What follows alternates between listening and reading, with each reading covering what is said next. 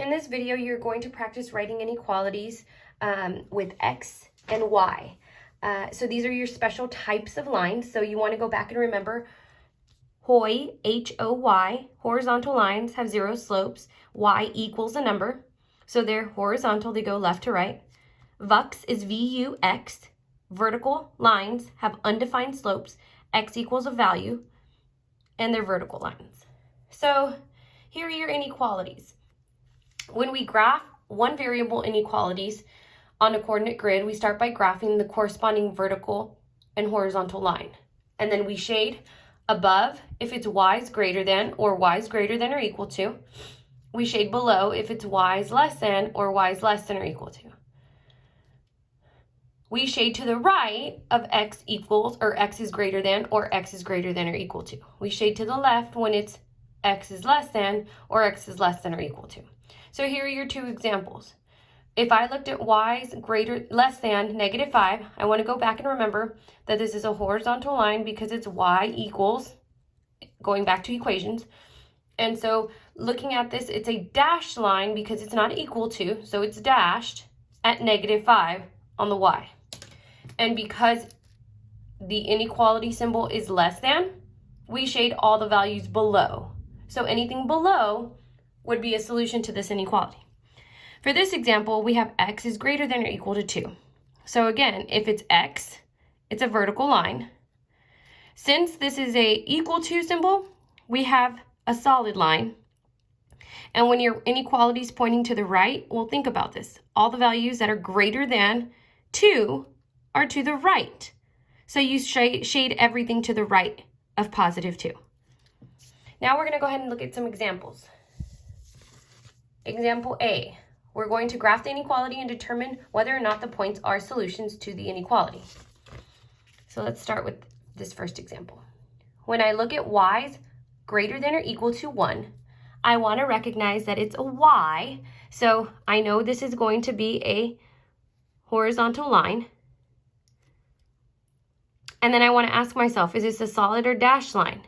Well, since it's equal to, this is going to be a solid line. So I just need to recognize that this is a zero slope. So that means I'm going to graph on the y-axis at +1, and then I'm going to draw a horizontal line straight across. Now I need to go back and ask myself, do I shade above or below? Well, since the inequality symbol is greater than or equal to, you're going to shade all the values that are greater than 1. So all the values that are greater than 1 are above. So you're going to shade above. All of those values are a solution. So if I go down to the bottom and I answer the questions, is -3, 1 a solution to the inequality? So when I go to -3, +1, it lands right on my solid line. Well, anything on a solid line or in the shaded area is a solution. So yes, this is a solution. You could even test it. If you plugged in the y value into the inequality, this is a y value 1. 1 is greater than or equal to 1. That is true. 1 is equal to 1. So that is a solution. If I look at the inequality 3, -3, so +3, -3, this point doesn't lie in my shaded area. So no, this is not a solution to the inequality. Let's go ahead and look at another example. We're going to graph an inequality with x. So here we have x is greater than -3. So if it's x, we need to go back and recognize that this is going to be a vertical line. And then we want to ask ourselves, is it solid or dotted? Well, because there's no equal to, it's going to be a dashed line, and it's a vertical line since it's since it's x. So we're going to go to -3 on the x,